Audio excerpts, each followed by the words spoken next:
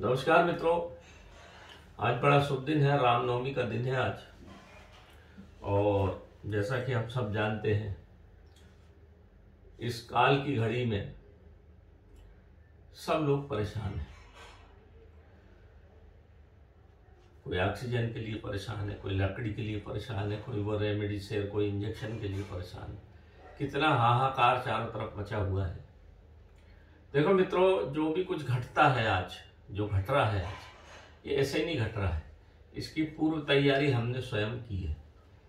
हमने अथाह जंगल काट डाले, इंडस्ट्री के नाम पे काट दिए, सड़क के नाम पे काट दिए, गांव वालों ने काट दिए, पट्टे बांट के हमने जमीनों को, जंगलों को साफ करवा दिया।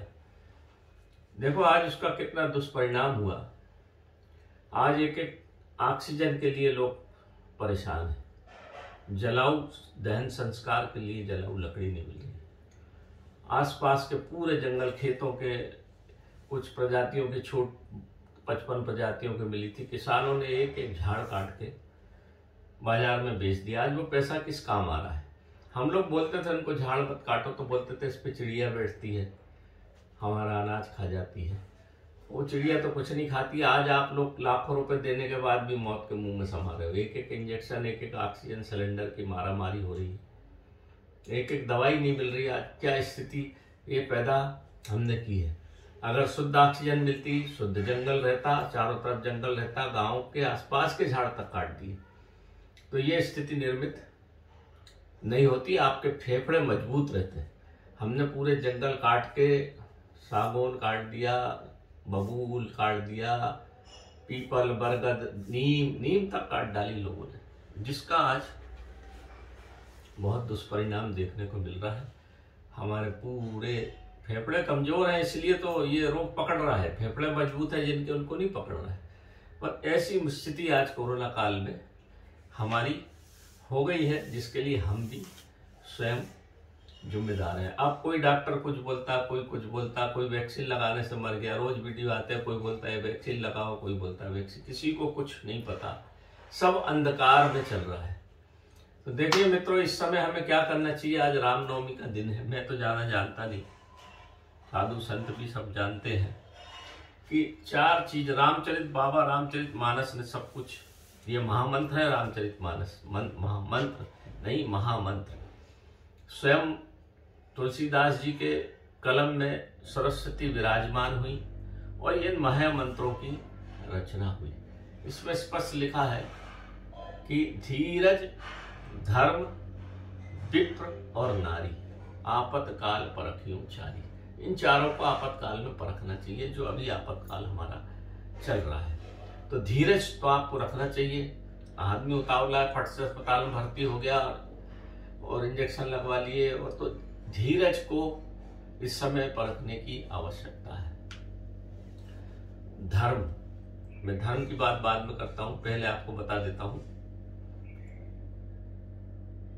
विप्र, विप्र यानी मित्र, मित्र भी सब छोड़ के भाग गए। और नारी, नारी को भी आपातकाल में परखना चाहिए।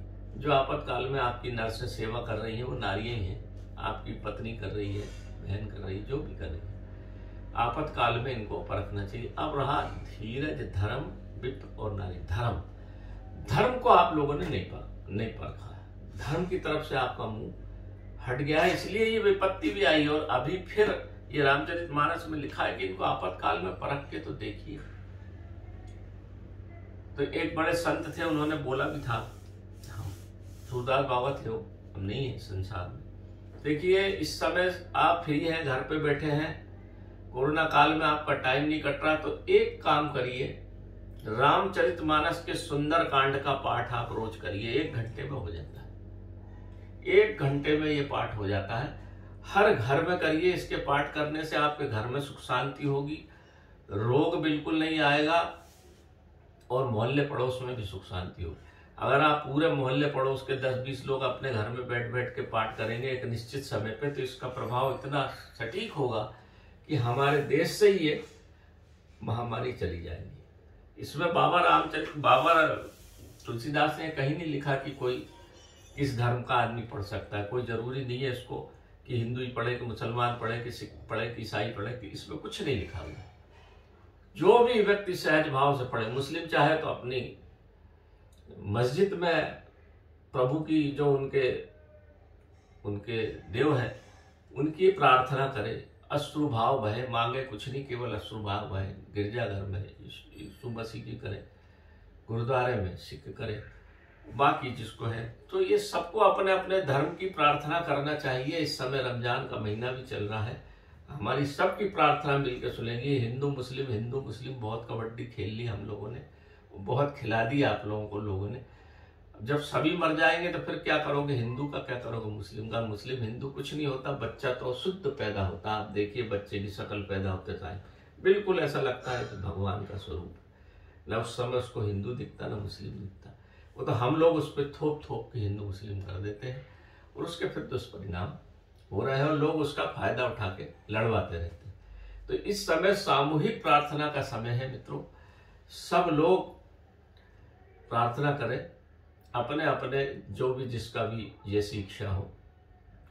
रहीम और राम में कोई ज्यादा फर्क नहीं है, बीच में ही आ गया है, बस इतना सा फर्क है। वही रहीम है, वही राम है, वही यीशु है, वही नानक है, वही सहजो है, वही मीरा है, सब वही है, वही बुद्ध, वही महावीर। सब मिलके प्रार्थना करो मित्रों तो इस महामारी से निकल सकते हैं। रामचरितमानस में लिखा हुआ है, देखो भगवान शंकर ने स्पष्ट लिखा है, बहुत जगह लिखा हुआ है।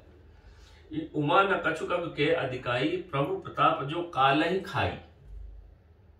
शंकर भगवान ने कहा है, गिरि पर चढ़ी लंका तई देखी, कहीं न जाए अति दुर्ग विशेषी। पहली ये सुंदर कांड की चौपाई नंबर 3 है। 2 है, उमा न कछु कब के अधिकाई, प्रभु प्रताप जो काल ही खाई।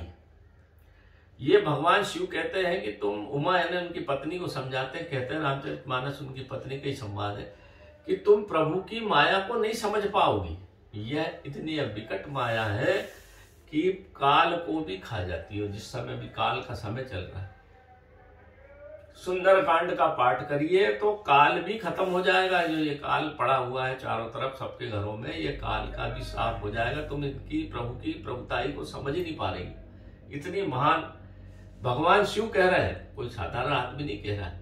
और बाबा तुलसीदास ने कि सरस्वती पे लेखनी पे विराजमान होकर लिखा गया, तो ये झूठ नहीं हो सकता, ये सत्य है। करके देखिए मित्रों। इस रामनवमी के अवसर पर मेरी सबसे आपसे प्रार्थना है कि अब डॉक्टर और वैद्य और हकीम और गोली और दवाई और इंजेक्शन तो बहुत हो गए, अरे जरा धर्म को भी परख लो। हो सकता है, हो क्या सकता, मेरा पूरा विश्वास है। मैं तो बचपन से पढ़ता है और बड़ी बड़ी मुसीबतों से मैं निपटा हूँ। जंगलों में तो हजारों प्रकार की मुसीबतें होती हैं, दुष्ट लोग बहुत होते हैं, सबसे निपटना पड़ता है। नेता, नागरिक, पत्रकार, धन, तूफान, सब। मुझे हमेशा रामचरितमानस ने सहारा दिया मित्रों। सुंदरकांड में बचपन से पढ़ता हूँ, मुझे मुखाग्र याद है।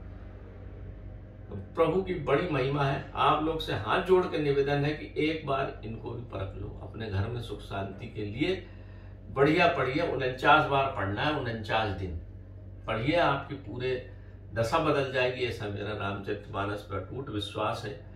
मैं आप लोगों से हाथ जोड़ के इस शुभ अवसर पर यही प्रार्थना करता हूँ कि रामचरितमानस का सहारा लीजिए, धर्म को परखिए। दवाई और डॉक्टर बहुत हो गए, कोई कुछ बोलता है, कोई कुछ बोलता है, कोई कुछ बोलता है, सब भ्रमित हो गए, किसी को कुछ नहीं समझ में आ रहा क्या करे। इस समय एक ही रास्ता है जो भगवान राम और भगवान हनुमान ही आपको रास्ता दिखाएंगे। जिस हनुमान ने रामचंद्र जी की मुसीबत टाल दी, मुसीबत के समय, महाभारत के समय झंडा महावीर का लगा हुआ था तो महाभारत का युद्ध जिता दिया, तो ये क्या सड़ा सा युद्ध है, ये आराम से जीता जा सकता है। बजरंग चाहे तो सब कर सकते हैं, बस श्रद्धा भाव चाहिए। श्रद्धा भाव से जपिए, सब भला होगा। मैं चाहता हूँ भगवान किसी के घर में कोई ऐसा अशुभ कार्य ना हो। बेचारे पैसे के लिए तरस रहे हैं, लोग पूरे लुट रहे हैं। क्या स्थिति है कोई बताने की आवश्यकता नहीं, आप सब समझ रहे हैं, सब देख रहे हैं। इस समय धर्म का सहारा लीजिए मित्रों। भगवान बजरंगबली चाहेंगे, आज रामनवमी का दिन है, भगवान राम चाहेंगे हम सब मुसीबत से डरेंगे, हम ये मुसीबत टलेगी। नमस्कार मित्रों, मैं पंडित अखिल शुक्ल में धर्म के बारे में ज़्यादा जानता नहीं, पर रामचरित को मैंने पढ़ा है और बहुत अच्छे से इसको अंगीकार किया है। तो मेरा विश्वास है कि आप करेंगे तो जरूर आपको लाभ मिलेगा। ये महामंत्र हैं, इनकी 5 चौपाई भी घर में पढ़ी जाए तो इस तरह की कोई रोग बीमारी नहीं होती। मैं तो रोज पढ़ रहा हूँ, तो अपने घर परिवार में सब पढ़ रहे हैं। आप भी पढ़िए, राम का नाम लीजिए, सब कष्ट मिट जाएंगे, ऐसा मेरा मानना है। नमस्कार।